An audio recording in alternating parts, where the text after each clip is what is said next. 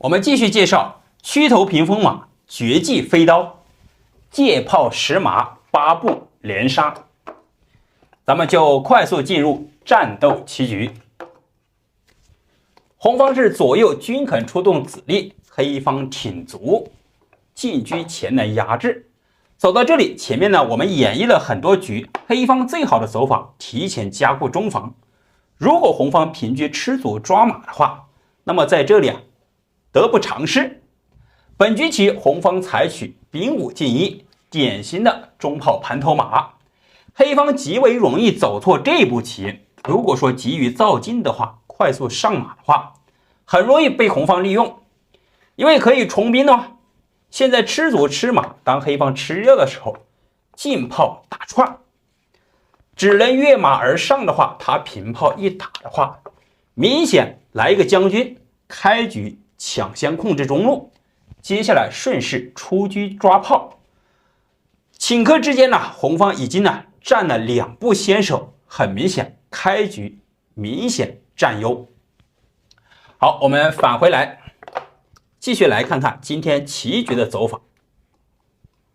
黑方此时选择一步炮8退1，目的是将来可以内线运子。此时呢，红方快速出车，接下来稍微就有所不同了。那么前面讲了，这里跳马的话很容易被利用，难道还要这样走吗？咱们稍作演绎，大家就会发现先前这步退炮实则用心良苦。红方进炮打马，黑方跳马吃掉，平炮中路将军。此时弧底抽心，中路打着你的炮，这里吃着你的车，红方的车炮都是没有跟的，那只能先下手为强，以免丢子。好了，这里就出现本局的绝技妙手。此时如果说回马吃车的话，红方可以进炮打掉，那么将来呢形成炮阵中路，再来内线出车的话，典型的铁门栓阵型，明显子力出动速度比较快，开局占优。但是在这里黑方偏偏是来一个先手进炮，来一个将军。此时红方上马，先得回一个子，现在如果说再吃的话，这个炮就容易丢了，又容易被红方得回去。绝技飞刀那显然就是不一样，弃车不吃你车，先拔掉中炮。现在很明显，如果说飞象一吃的话，咱们回马吃掉这个车，双炮一马，而且还有个车，很明显红方丢子。那么在这里红方肯定是不愿意丢这个车的话，他也只有退回来。到底退到哪里呢？现在是车2退4，还是退巡河车呢？还是退到下2线呢？相信退到下2线的话，这个走法呢大家都不会走。我们首先来看比较眼光招的话，就是选择退车抓炮，看起来很不错，实际上出现8步连杀。我们直接为大家分享出来，黑方跳马是马炮双将，红方只此一步挡住，这时候飞象打车，可谓是飞龙在天，非常的巧妙打着车。关键问题是不吃你这个车，直接平炮的话就是重炮杀棋。红方仅此一步，黑方回马一将军。那现在很明显的话，如果说再度摆过去的话，咱们连这个车都不要吃，直接一步平炮的话，相信大家就会发现，现在红方已经是无力回天了，直接杀棋。好，我们返回来。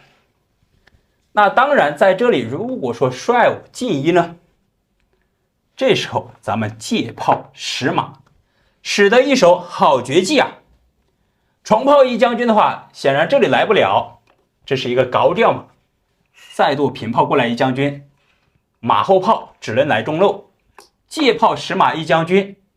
现在这里来不了，但是我可以跳马马炮双将必动帅，如此的话直接马后炮杀棋。正好这个马呀被卡住，它是走不了，咱们上马吃帅。相信大家看到这里啊，这步棋看起来非常不错，实际上车都不吃你的，而是直接形成一个连杀。回到局面，当务之急，红方最为安全的就是退车巡河，将来还可以形成巡河一带的防守。那么在这里，黑方依然是故技重施，红方只此一步，再度飞象，目的同样是中路重炮有杀棋，红方只好进帅。咱们先回一步马将军。那么在这里，如果说平帅的话，此时咱们就快速出车。现在很明显了，照头一将的话就是个杀棋。那么我们感觉可以平车过来挡的话，正好是在马口，所以没办法，只能选择尝试。当咱们平车过来将军的时候，他可以挡一步枪，你这里是没有办法杀透的，正好这个马守住了。但是咱们可以平炮一将军啊。那现在很明显，车的话过来是白送人头，只能退重炮，直接杀棋。好，我们再度返回来。当黑方回马将军的时候，红方还有第二个路子，他可以率武进一啊，平炮一将军，仅此一步。当你再度平炮的时候，他可以平车守住，这也是先前呢为什么退车到这里。那么走到这里，接下来黑方如何行棋呢？这里就是发散我们的思维，可谓是象棋奇思妙想，估计大家很难想到这一步棋采取冲卒。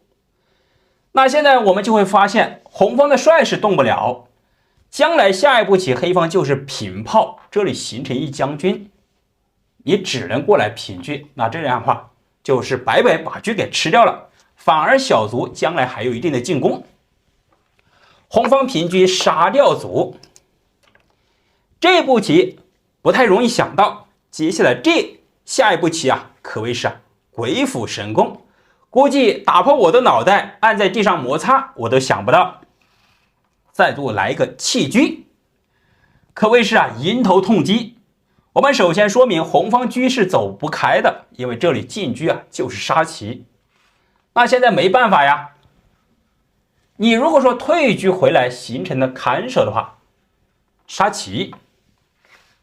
当然平车看住的话，这里还是有平炮过来，红方只好下手先吃掉。接下来黑方平炮一将军，好了，来中路借炮10马，咱们依然是可以上马，再度跳马一将军，只能过去平炮杀棋，可谓是同样的招法，始终借炮10马，形成连杀7局。好了，这一局大家觉得精不精彩呢？欢迎在评论区留下你的想法，非常感谢朋友们。